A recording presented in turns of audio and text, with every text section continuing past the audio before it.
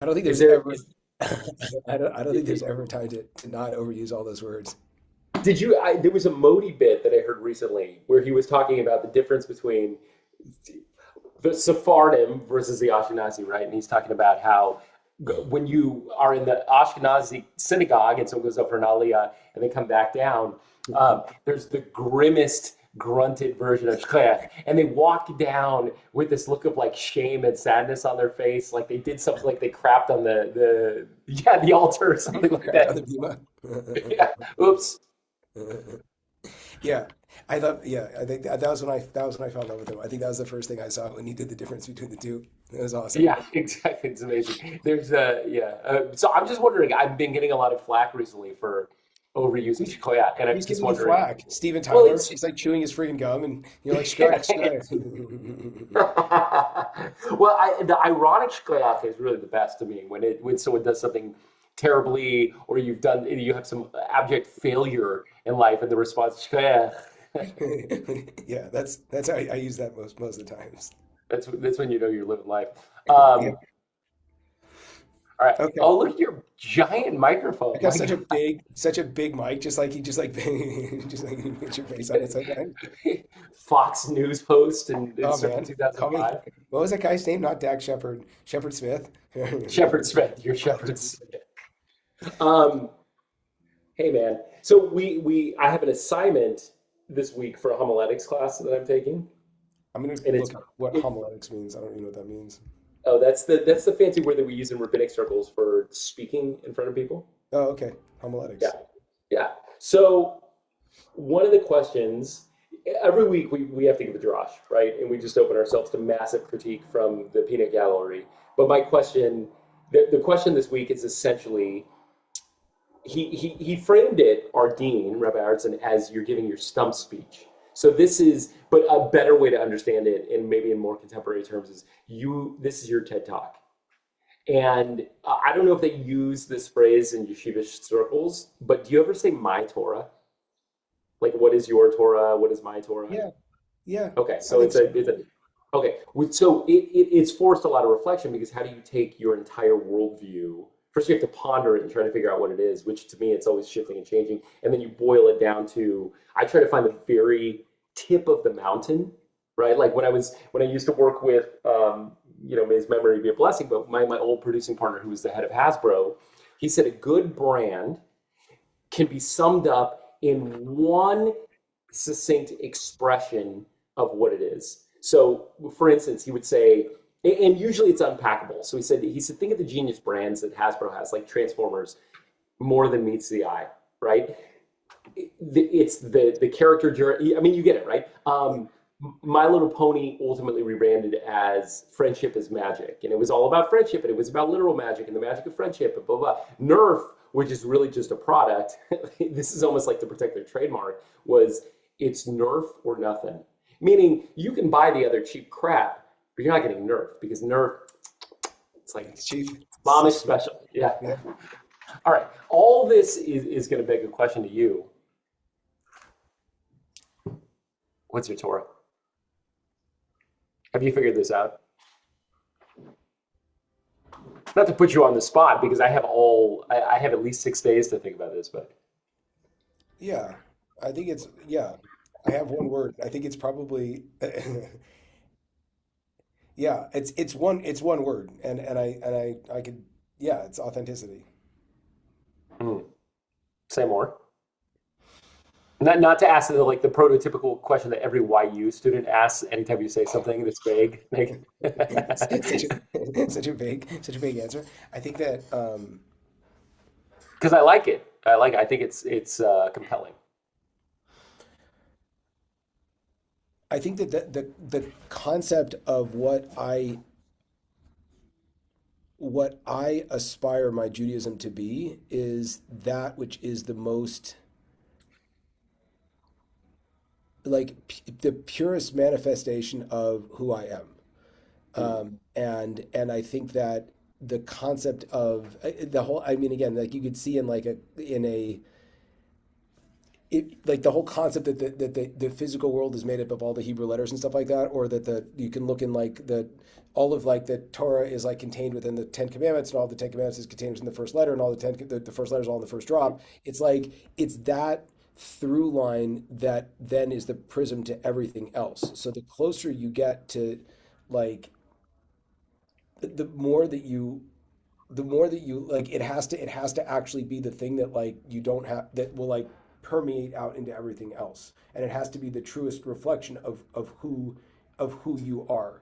And obviously again you were saying that your perspective is shifting. I don't know if it's shifting, it's just you're seeing different parts of yourself, and it just like played out in different ways. I was talking to someone earlier today, and I was kind of reflecting like my grandma was all about just like love people. And as I was becoming more orthodox, I'm like, no, you have to do all the things. And it's not about loving people. You can't love those people, and you can't love, and like love yourself and just like accept it. And I was like, cause like, and I think she's totally right, and I should have listened. It just took me like 20 years. You know what I mean? To Mm. to to think about that. But the Torah that I crave to give over, and I crave more than that. I crave to live is that which is the most true version of myself.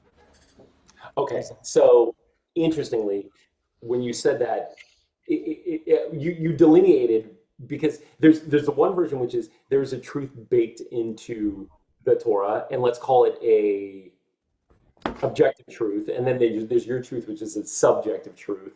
But as you kept talking, it feels like you shifted from the objective to the subjective. Unless I'm like, and maybe part of the journey is about reconciling those two things. Like, what is the objective truth? Can you even find the objective truth? And then, or is everything just subjective truth? Now I'm taking this into like heady philosophy land, but No, I don't think it's heady philosophy. I think that ultimately that's the most. I think it's all the same stuff. mm, Meaning, is there an objective truth? Yeah, but the only way you'll be able to get to it is through your own subjectivity. So it almost is like mm. it is you have to there's the Talmud says at the end of I'm gonna be so angry at myself that I don't remember it, and I'd love to be so proud of Well, myself. not just you, but somewhere there's a Rav who's losing his wings. He's When he realizes what you've forgotten of Oh him. man, he's so upset right now. I think it's at the end of Sanhedrin. I'm about 80% sure, but I'll like look it up later. But it talks about how at the end of that's not that, I think. But it says at there's this one dude that always like quotes the page and like what side the page is on, and I'm like, we're all very impressed that you know the freaking page. Like, get over it. Off Anyway, the so top of his head? yeah, yeah. I mean, a lot of people can do it, but like it's.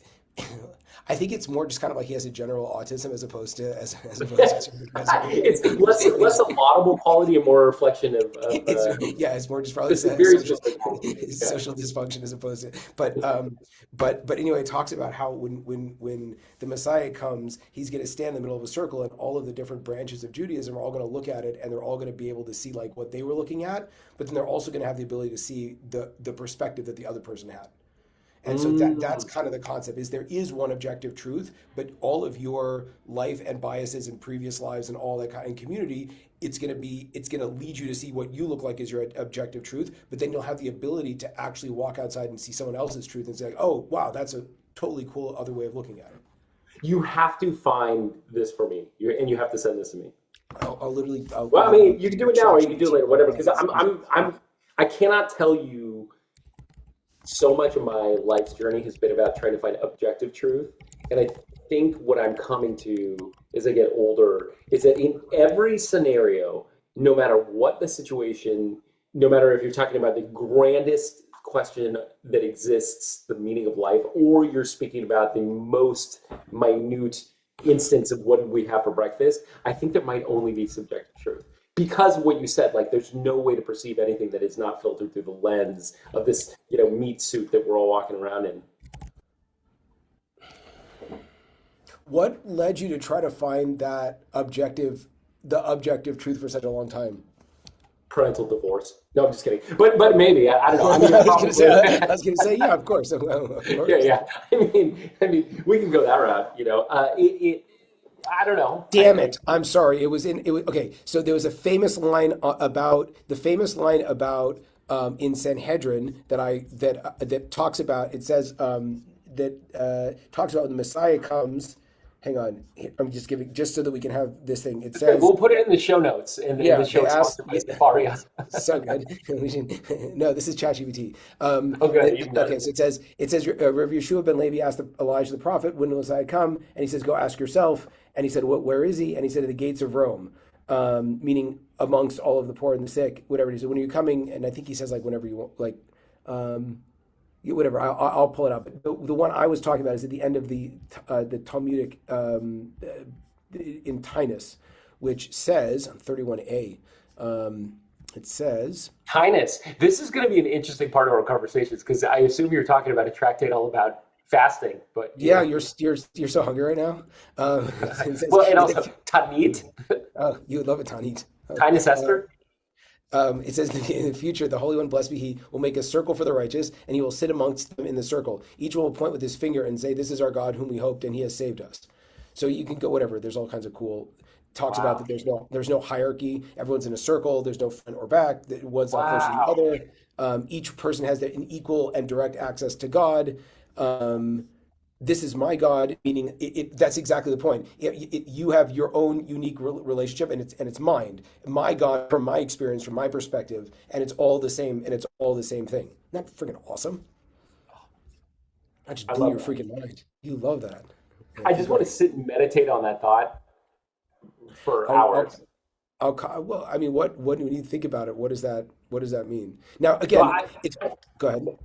well, that strikes me as true because what I've been coming to is, and I think I shared this with you or some version of this, but it given to me by my rabbi. I have so many rabbis in my life that to say my rabbi, I'm literally talking about an army of humans. But one of my rabbis out in Klickfeld gave over from a minister that he was friends with, where the minister had said, used a metaphor to talk about spirituality. He said, imagine that we can all accept that there is something out there, some kind of a holy source, right? And you can literally name it whatever you want to name it, or it probably even works better if it remains unnamed. But we're all striving to understand what that thing is, and there's a wall between us. Okay, but between us, the individual, and whatever that light is. In fact, let's picture it as a light because it helps with the metaphor.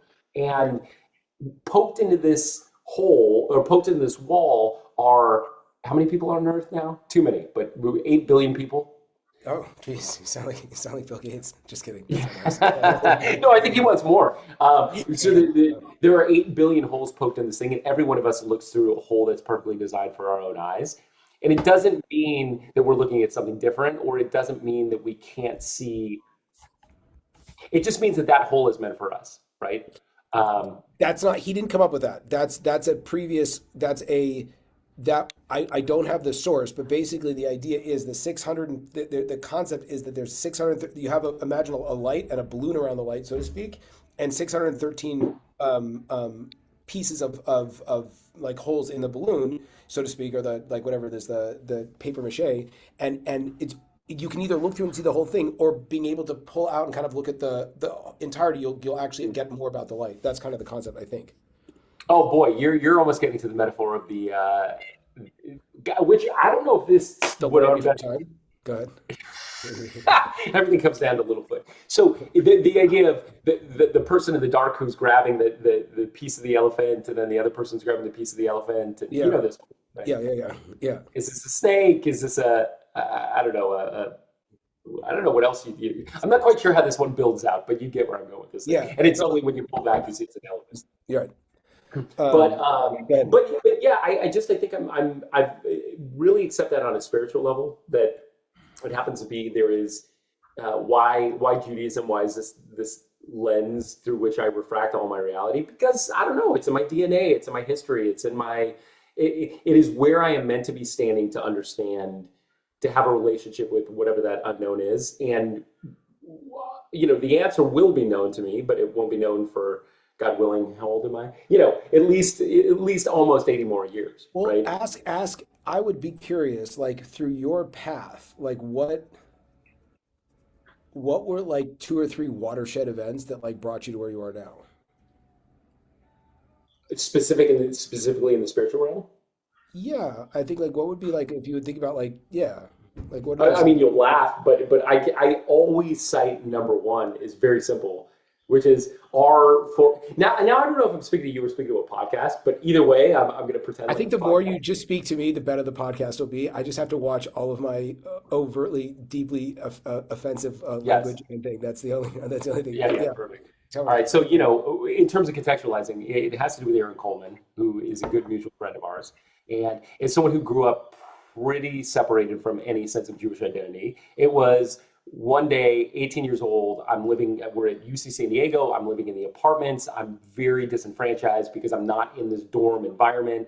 And really, I was filling my time doing the same thing I did all my senior year of high school, which is smoke a lot of pot. And in this case, I'd work at the Sunshine Store. Oh, The I love the Sunshine Story. That's it was the convenience store in the middle of UC San Diego, and it was you were sort of in the middle of everything, but I was nothing. I was just standing there completely invisible in this thing, hanging out with. I had a coworker who was not even a student. I can recall what probably in reflection is a weird low point where this 48-year-old came.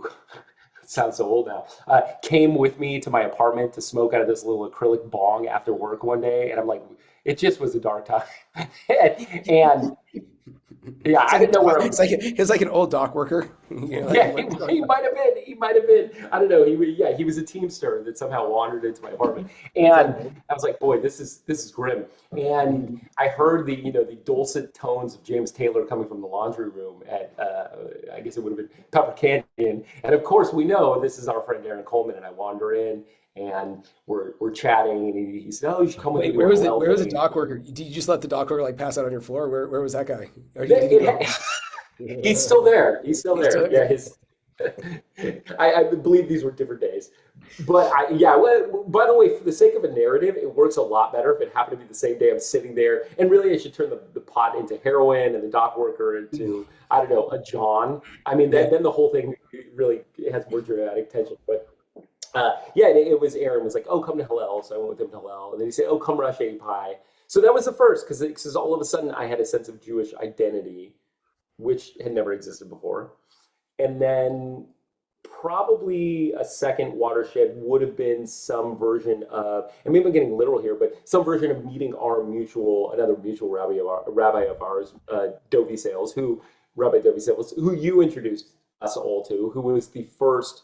I don't even think I knew what traditional Judaism was. And the first time he whipped out a page of Talmud. What do you wait? Can you just for the sake of for all of us, what was that first meeting? What do you remember about that? Because I don't remember it. What was that? Like, do you remember like how I like framed that and like how that happened? Absolutely.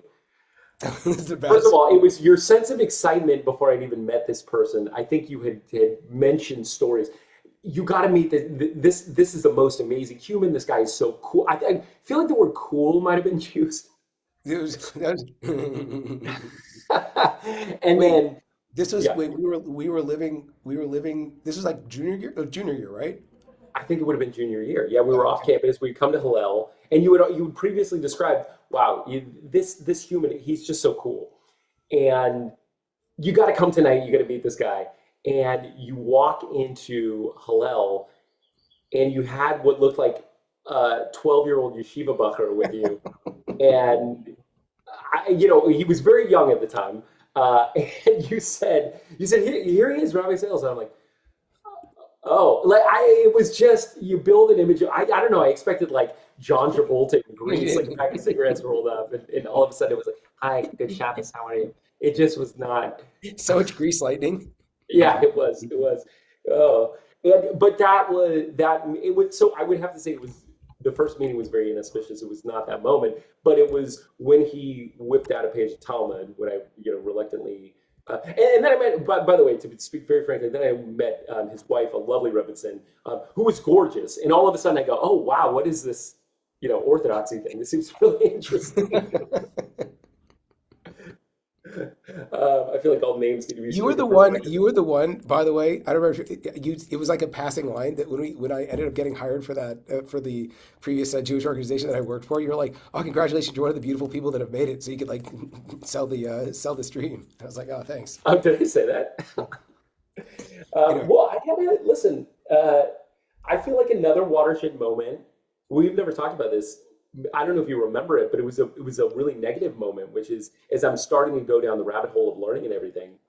and exploring Orthodoxy in college and everything. But you really wanted me and maybe somebody else to go on a certain retreat. And then I somehow found out that you got paid for getting us to go to that. And Really? I completely, yes, I'll never That's forget this. awesome. And well, no, it was terrible. Oh, Well, sorry. awesome. I I just, remember. yeah, I'm sorry. I was taking money for religious conversions. That's so good. Yes, no, it was absolutely terrible. I was so I don't know why my chair's moving. It was really destructive because again, I think you to frame it in what I told you before, I'm all about or have been almost too obsessed with a pursuit of objective truth in friendships and relationships and everything. I mean, it's something I'm really working through to understand that maybe objective doesn't exist. But I was like, I feel completely betrayed. Any enthusiasm that you have is now rooted in you, Jacob, at the Rabbi Rupp at the time, pursuing financial gains. But I can only see it through that black and white lens. I think you How even old? explained. Can you tell me more about that? Because I don't have any recollection, and I'm sorry that it was such a painful. I was going to use the F word, but we'll I'll be okay. It was such a. I'm sorry about that. No, listen, I'm not. I truly am not carrying resentment. I'm only bringing this up in this context because I'm now. It's in talking to you. It's becoming a little more vivid. We're Yeah, we're in the house of Brian. We're all living together. I think you had already done the heritage with retreat. Raymond the Yeah, turtle, yeah, with Raymond the turtle, Eric Coleman had a turtle who is probably still with us. I mean, these things live to be they're 800 years old, Methuth. it had gender transitioned also at some Yeah, point. yeah. No, it was very progressive. This turtle. Such a So bold, progressive animal. Anyway, go ahead. Sorry. yeah, it really was. So we were. You had already done the heritage retreat, so you had, and that to me was the moment where looking at it through my eyes at the time, we must have been 20 or 21 or something, right? You probably remember better. But that was the moment where you were beyond the pale, meaning your worldview had shifted. The pale of settlement. I'm sorry. The Go ahead. pale of somebody, yes. A Rubicon had been crossed, Oh man. and you could never, you, Jacob, you, Rebbe Rep, would never be the same person again. You saw the world, you put on Torah lenses, and you can never see the world differently. And I think it was that retreat that you were. Wait, yeah, I see you shaking your head of like a memory or a thought or a reflection on something I just said. I don't. It's funny. I wonder. Yeah, we have to star that and go back so I can process my subsequent trauma at crossing a Rubicon too early, or thinking I had crossed the Rubicon and it being more of an ego play or a desire to whatever. We'll have to cut. This is your story. I'll probably try to go back and Well, flesh that out a little I think there is a whole other. There is a massive conversation that you could sub tab on this that we could unpack almost endlessly, which is I really think actually ties in the theme of everything we're talking about, which is try to put this very succinctly, but where the expectations of who we want ourselves to be, how we perceive ourselves, how we want others to perceive us, collides with that authenticity that you're talking about. And I think for me, it's a question I ask myself all the time. Not even when I'm davening in Minyan, but when I'm davening privately. What am I doing here? What when the mind wanders, what and there's self critique that comes in. What am I believing? What am I? Do I even understand some of these words I'm saying? How much of this is performance for others that are around me? How much of this is how I want myself, how I want to perceive myself? Do you know what I'm saying? Like Judaism, which is about a personal relationship with God made public, where Minyan is baked into the very cake that is this thing, begs that question: how often are we living our authentic selves in the Jewish experience, and how often are we performing? And then how often, and then maybe the performance is the thing that leads to personal unlocking personal authenticity. Do you see what I mean? It's a big question. You see what I'm getting? It's no, it's the coolest. It's the coolest. I heard it's like there's like four different things put together, but I remember Jonathan Sachs talking about, I didn't hear him talk about, but I read that he talked about that there's this dichotomy between the Moses and the Aaron. And I have this friend that's like, but he's like this brilliant, like tech dude that lives in San Francisco, and like he's like I'm very into the Dalai Lama, and I was like, yeah, that's cool, man. And he showed me pictures like, yeah, the Dalai Lama flew to me when I like my son was born. There's a picture like him, the Dalai Oh, Lama. I was like, oh, okay, no, well, that's close. That's like Richard Gere that's close. like That's yeah, really and the Dalai Lama was in San Francisco, like he flew to him. wow. Anyway, so but he was saying that like there are these mystics, the Buddha and Moses, and he was saying like Jesus, and these people like they exude godliness, and they are people cleave to them because they can get to God through them, but the people themselves are completely, they're independent. They're their own like source of, they're generating the light out. And again, most literally like the light was like pouring out of him. But then Jonathan Sachs was saying like, but then you have the Aaron, and the job of Aaron is to concretize and to systematize Mm. like the whole process. And there's a way that we do this, and there's a thing that we do. And so it's interesting because again, like you're right. Like, and I'm thinking about like, what was my, like, you got so turned off by the money. What was wrong with so many thumbs up? What I was didn't give that thumbs up, by the way. That was like, such a bad thought? No, I think I did it. what an Such a, omen. Yeah. for those watching, not watching this,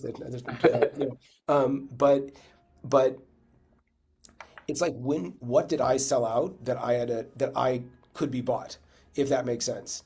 And Yes. and again, the more the way I would kind of concretize a lot of my, and it's funny because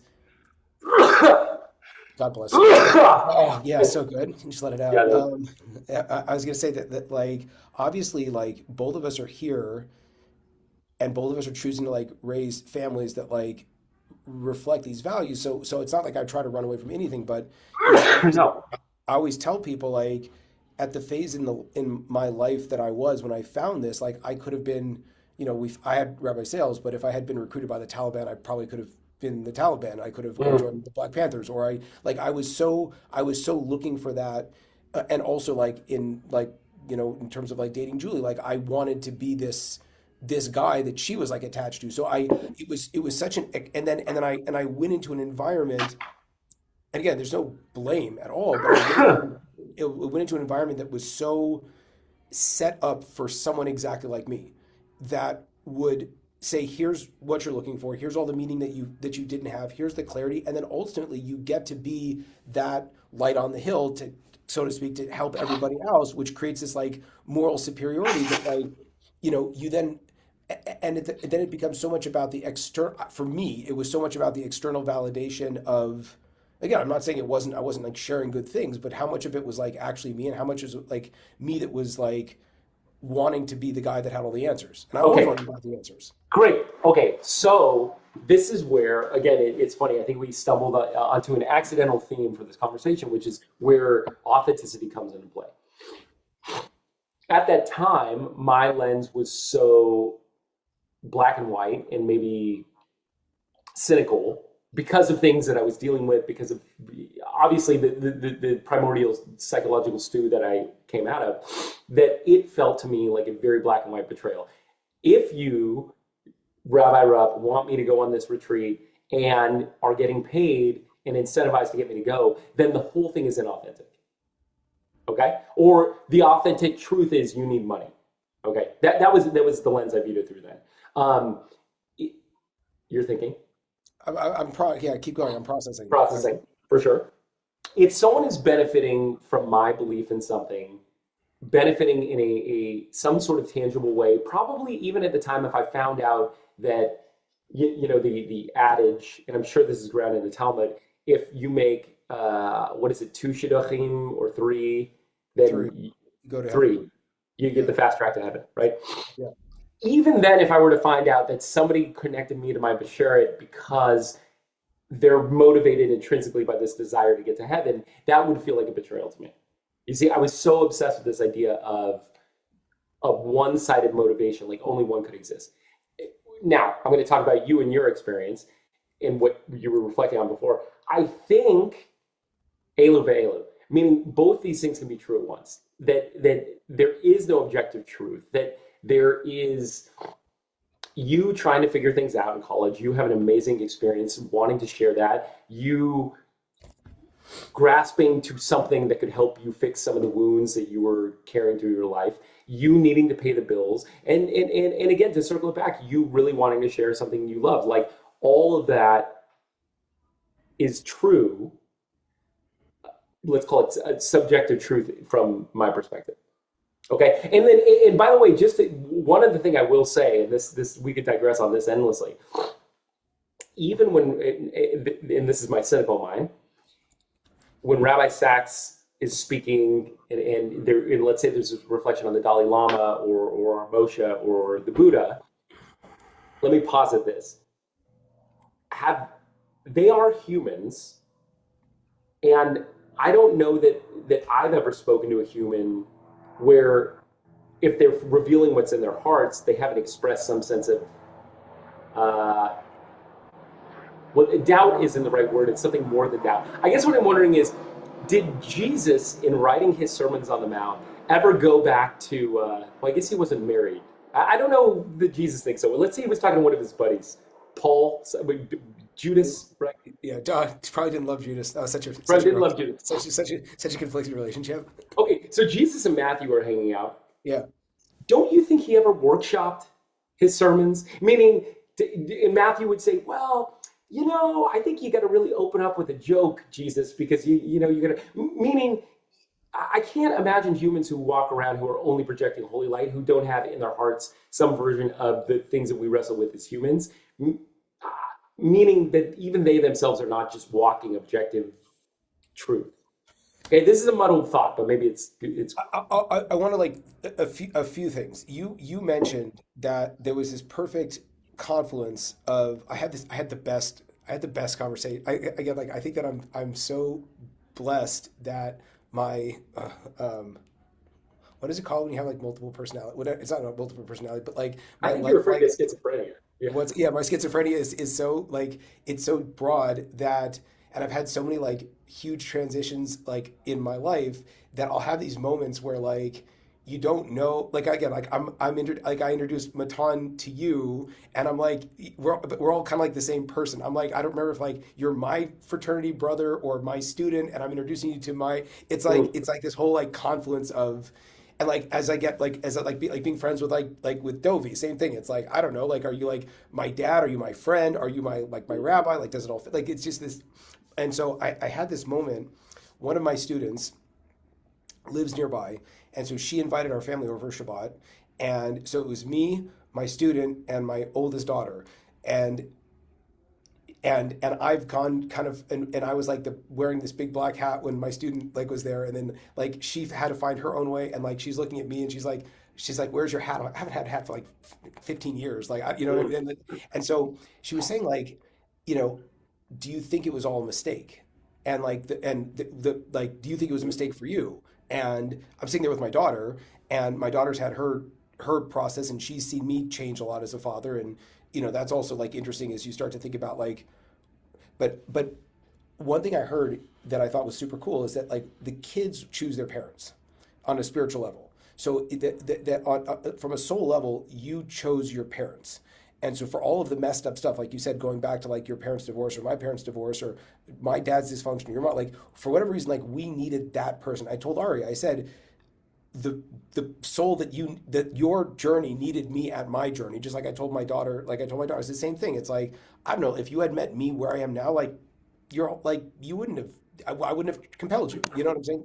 So it's just interesting to think about like how for whatever reason like you needed that thing and I needed that. I think that I think it the whole process creates a lot of like self-compassion because I'm like, oh, I effed up. Why did I do that? How did I do that to you? But like somehow like you being pushed away helped you find you couldn't have just gone that path had I done it without the money. You know what I mean? This is all that you've hit the nail on the head, in my opinion, which is at the end of the day, how we choose to frame the experiences are what the experiences are. So if this girl is begging the question of you, hey, did you mess up? Well, you could easily make the argument that that was the case. I'm being purposefully provocative here, but Rabbi, could easily say, yeah, no, I wasted X number of years of my life. I was totally off the path. I created all this tsuris, blah blah blah blah blah.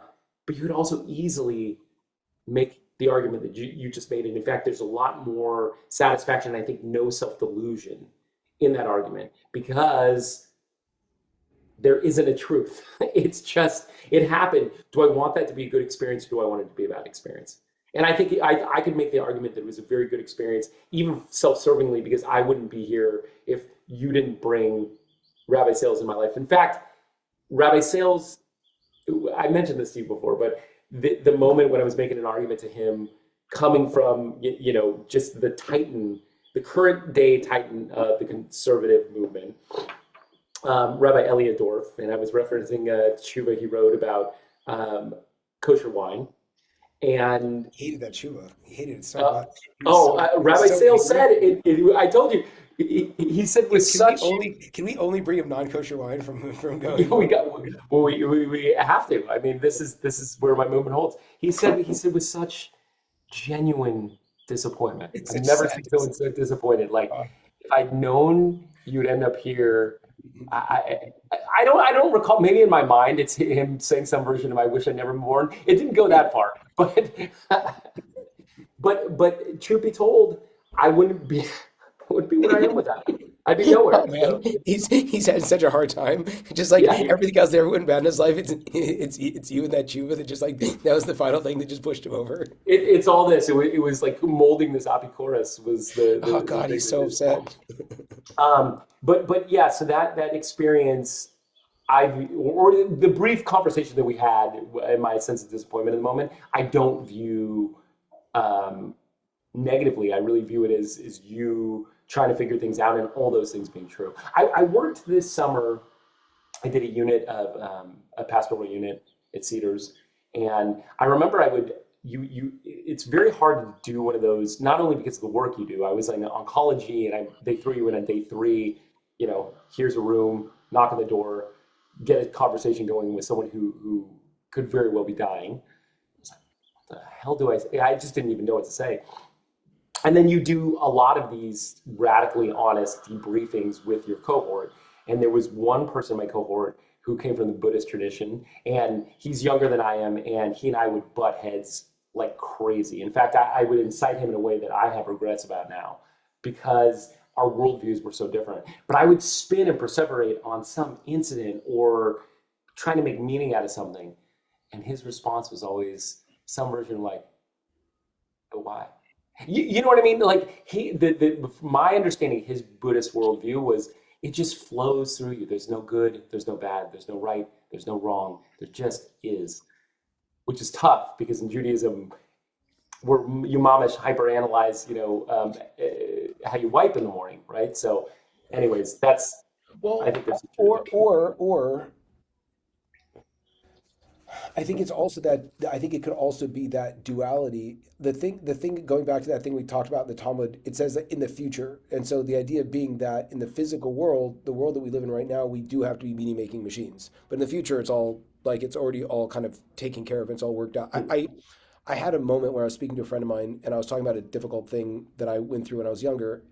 And again, I don't know if you think back about some of the complexities either in like either in like romantic relationships or like this spiritual journeys where like if you realize if you had had like the you were so like unequipped for what was happening. Do you know what I mean? Like you were so unequipped for the conversations, and you're just like, oh God, like, and then like, again, especially like for having kids, when you like put because you don't realize like But I'm thinking like I was like, oh, I was like my son's age when I was trying to deal with that, and it's like, yeah, that's really freaking confusing. I don't like, you know what I'm saying? And Wow, it's that's crazy when you put it like that, because now I'm reflecting that, yeah, my son is of the age when he was dealing with some of the stuff I was. Yeah. Right. And you're like, oh, you have no freaking idea what you're like, and it, and it felt again like I think about like college was like again meeting like more or less what would be my best friends for my life, meeting the woman I've been married to for like 20 years, like like these are like big a religious track, a career track, like, and then you end up it's like you would want to have a lot more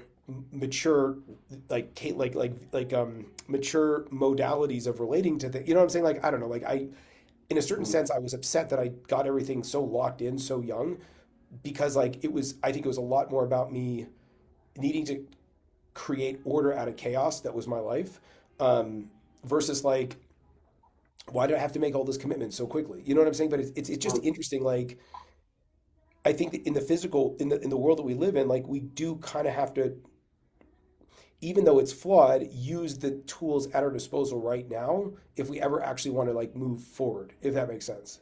Well, yeah, and I would say you weren't maybe you viewed all those decisions then as being the static thing that would create the point on Right, which you would stand forever. right. But if there's one piece of Torah, like when I interviewed for rabbinic school, that Rabbi Sales gave to me that I've carried always. And actually, I need to find the specific pasuk that this is from because I say this all the time, and I'm realizing I'm referencing Rabbi Sales. I'm not referencing Torah. We should have That him that start his own religion. That'd be at the end of the day, that'd be the most funny thing. if I find out that there actually is no scriptural He basis for made the whole this, then thing I'll be up. devastated. Yeah, this Oh, will be so my good. true devastating moment. That the instructions to the Mishkan, to the holiest place in the tabernacle, were to build a ramp. You know this piece of Yep, Torah, and it's a yep. ramp, right? A ramp because you can't stay static on a ramp. You're either going up or down, which really I think is a good way, particularly in the Kiruv world, to say, sure you can decide not to wrap to fill in tomorrow, but you've fallen down the ramp. Right. But the point being, you were where you were when you picked all that stuff up. It doesn't mean you're not still traveling in one direction or the other in your journey towards completeness or wholeness, and God willing, you get as close as you can to the Mishkan by the time you head to the world to come. But you're on that journey. Go back to that last. I want to what extent does, because I think at the end of the day, to what extent does like bribing, Mm, to what extent does bribing play into our sense of truth? Like, mm. I'm thinking a lot about that. Like, how much of what we're doing is because it's like, I Oh, don't know. Like, okay. go ahead. Well, this is okay. The comical version of this question, and I think this situation represents what you're talking about, is the episode of Curb with Anonymous. I don't know if you remember this one, but there's all this conversation about who donated what to the synagogue, and Okay. and somebody goes, or was it the synagogue or it was some civic event, and somebody says to Larry, Anonymous is Ted Danson. And you find out that like Ted Danson told everyone that he's anonymous, and Larry's like, well, it's not. But what's genius about that episode is what it's really saying is it still virtuous to do something for which we have a personal motivation? Right. Is it I mean, this is the crazy thing about I think yeah, I did mention a couple of weeks ago that I went to Baptist Church in Compton, Black church. Um, One of the most striking things, amongst many striking differences between going there and a synagogue, is what you won't see at a Black church, or at least What's that? not this one. The name, every single name on every, I mean, you go in the synagogue and it's like, this toilet is endowed by such and such. In fact, it was always a joke. My father-in-law, who's a GI doctor, in his synagogue, he did endow a toilet Are you because, serious? That's the it's a best. sense of humor. But every Jewish thing, you can't open a book in a synagogue without seeing somebody's name. So what are we saying there? Like you have to get credit for the good that you're doing. But maybe there are two motivations. Maybe it's okay that you were getting the 500 I bucks. think that's my point. I had this student who it was such a meaningful like I have like my new alter ego. It was I think I told you this, but like it's so like non-rabbinic that like when I was studying with this new rabbi at our synagogue, he's like, "This is the Talmud," and I was like, "I Yeah. know what that is." He's like, "Oh, that's so Okay. nice," And Yeah. I just built this. So there was this kid that was like thinking about going to Israel, and all of the guys around me were all like giving him the whole like Kiruv thing, and it sort of started to like, I sort of told him like, yeah, I know a little bit more about that. How do you know about that? I was like, well, I was like, oh, that like you, and that was, and I told him like, slow down and make sure that everything you do, it's because you actually want to do it. And I think the point was like what you're saying is like, the more that you know your motivations and what matters to you, the more authentically you can figure out if this is like, you can leverage that into why you do what you do. Oh, Does that that's make sense? interesting. Yeah, which okay. The scary part about that is um, part of my journey. call it the formation aspect of. Have you heard this term before, formation, in regard to rabbinic school or seminary? I need more, and I didn't know. I don't think Okay, so. say more. It's a very Christian idea, but I believe that they call, and I, this is where I wish I knew more about the denominations, because in certain denominations, they call the process of becoming a religious leader within, I believe it's aspects of Catholicism. Listeners, if you know the truth, write it. I'm just kidding, because no one's listening to this. But Should go live. it's, This is great. yeah, I know, I'm having truly. the best time. So much fun. So good. And I think the process of becoming a monk or something like that in Catholicism, they call it formation, because it's not just about what you're learning, but it's about your character being shaped. Okay. Um, Part of my process of formation has been trying to really internalize better motivations for pursuing the rabbinate. There's a version of my story I can tell, which is the film industry's gotten really tough. I think there's a good living to be made as a rabbi. I think my skill sets would be useful. That's very self-serving in terms of my ego. And there's another version which I think was really underscored working with the dying, which is, wait a second, this is a big deal. Um, this is about service. This cannot be about a living. I need to put food on the table, but this cannot be that I am so special that I'm God's gift to Judaism. Really. In I think the more though that you are honest about who that's mm, I s- I said I was here's the part where I don't know if I whatever. I always said like I was like a single issue voter when it came to like Judaism is I went into Judaism because I wanted the lifestyle. And if the lifestyle got difficult for me, which it did, in terms of like some of the family values and some of the family stuff, like the whole Judaism suffered. Or like my career also, like as the rabbi thing fell off, then the God thing fell off in a lot of ways. And so I think that oh, until I called, I think the idea is calling attention to why you're doing it. There's obviously a concept called if you do it for the wrong reason, you'll come to do it for the right reason. Meaning like in business or like in film or yeah. whatever it might be, it's like no, like now I can literally like when I've listened to Tony Robbins talk about selling as service, I'm like, you are so full of like it's such but then as I started working and as I started building and as I had a business and as I started getting good at sales, it's like, no, it's actually really about service. And so I think that like the concept of like, yeah, the film industry might have slowed down. Like you had such an awesome line where you were like, yeah, I didn't like leave the film industry because I was like crushing it. You know what I mean? And like Yeah, yeah, yeah. that self awareness though, like knowing that it's again like from my perspective like knowing that it's very important that you need to be paid well for what you do in order for you to be because that like if you don't have that awareness if you will have kind of like the what is like the psychological like schism that I had, which is like, oh wait a minute, why do these things if these things came apart, like why are they all like why is everything falling down? It's like no, you need to be paid well for what you do in order for you to be able to do it because that was one of the big reasons why you got into it in the first place, and I don't think that's disingenuous at all. Okay. What I think you're saying is it's very important, which is you have to reconcile with this thing.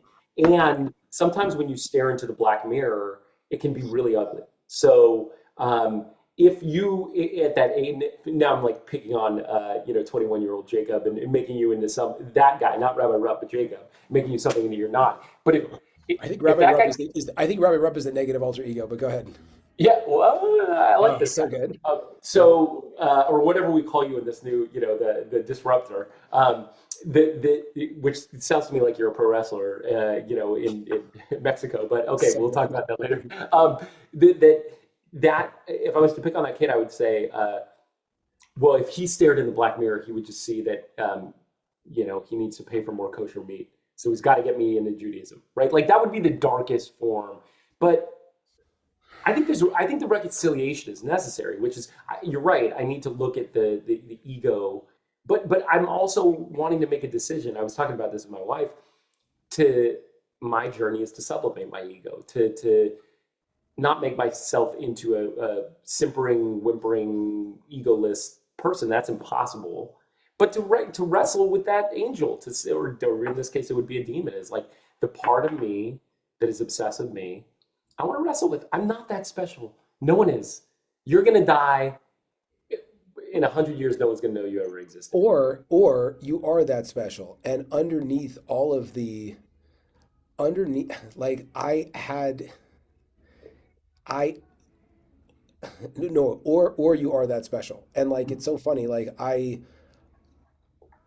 think that the money was again, it's the whole thing, like it didn't even process, but like what was actually happening in a lot of ways was like I thought that my best friends, like I wanted to bring the best of my world along with me. Of course. And that's a yeah, obviously I get paid also like amazing, but I always saw like I had a I think it's more like you I again my perception of you was like you were like the bigger I always said I was like hang out with like the really good looking tall guy so I could like talk to the girl and I more like watch you talk to the girls Sure. and then you talk about how the girls couldn't hold like your because they weren't smart enough and I was like well they not hang out with you because but but it's no but it's the idea of like I think ultimately trying to build your best life, which requires bringing all the different parts of yourself in. And if you don't see yourself, again, I see, or Rabbi Sales sees, like if you don't see yourself as this guy that could be this like shining light to, I called you like the king of the Jews, but like this shining light, like it's maybe you don't have to say it, but you want to have people that are close enough that can see you for that. Because I think that that part's like super important. Well, I appreciate that, and I there's this. My quest is to find the thing to back it up. So I'll tell you a little anecdote, which is that'll illustrate this. But and I'm going to keep this very, very vague.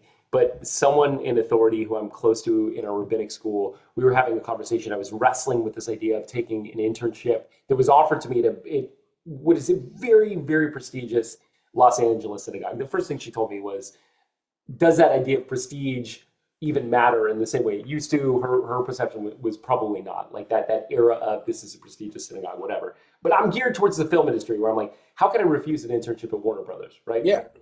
Metaphorically. Um, and then she said something that was so deeply cutting, but was a great reminder to me. She goes, "Have they ever seen you, act as a shliach tzibor? Have they ever seen you daven?" I said, "No." She said, "Have they ever seen you give a sermon?" I said, "No." She goes, "Why do you think they're interested in you?" And it was kind of what you had said, which is, Wait, well, why? the Because answer. you're tall, dark, good looking, and handsome.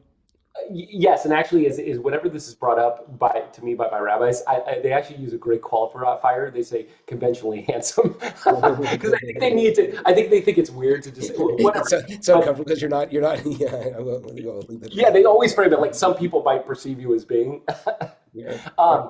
But it was a really good reminder, and I think she used it. She was maybe being 10% hyperbolic, but just to say, who do you want to be? And it led to this conversation with my therapist where I said, having worked as a bar mitzvah MC and DJ, I was like, I don't want to be an MC, bar mitzvah MC. I know I can do that. I know I can get up there and just talk and impress people and whatever, but I need there to be substance. My journey is to really back that up with substance. The other thing might open a door, but I think the thing that needs to pull me in the door is that there's something deeper there. And so that has been the journey. I think that it. I always yeah. I think that it's fascinating to think about at the end of the day, like that God gave us certain gifts that allows us to be the best servant of him. And the more that you lean into that, the more effective you'll be. And so, again, I've had brilliant rabbis that are like 800 pounds, and that's great. And I'm not knocking it. Like, that's fantastic. But, like, for me, when I see some guy who's like 800 pounds and like there's freaking food everywhere, and you're just like, oh, God. And, like, yeah, he's giving like great insight, but like, it just doesn't speak. There's that part that doesn't speak to me. So, Yeah. recognizing that, like, that was a big thing that I wanted to keep leaning into is where do I care? So like the athletic Mm. the fit like again the money the physical stuff like again like I'm fine with that because I want to I guess I feel like where I'm naturally driven those are going to be the people that naturally need to that are I'm going to naturally be able to speak to, and as long as I can if I can flow in that environment, then I need to flow in that environment because that's kind of the direction that I'm supposed to be taking. If that makes sense. And so like Yeah. that's kind of my thought. But you're right. Like the appearance could get you through the door, but ultimately that's not who you want to be remembered as exclusively that. That's right. There has to be. Well, I'm sorry. There's again recognizing there's no universal. For me, in my journey, there has to be more. If it just ends 3 inches from the surface, I know I'm going to be disappointed in myself. Right. And the more that you build the other parts out, the more incredible a person becomes. I mean, that's the whole point. Like, and it was like, oh, Mm. I didn't know that you had that depth, and you're like, yeah, man. Or like, oh, I didn't know you knew that. You're like, yeah, So it's like Yeah, it's okay. I have to jump. This was the yeah, best. that's fine. This is I'm so actually, great. yeah, this is a great combo. We didn't talk about the specifics, but I wanted, but I think what was actually really interesting about this conversation is to lead from a place of, I've got this assignment. What's your Torah? This is an entire conversation about authenticity. I don't know if you see it or not, but like that was the 100%. theme that kept cropping up. 100%. Yeah. Send it to me, and I'll try to like, I'll whatever. We'll just like we'll keep it and start whatever it is. You'll send.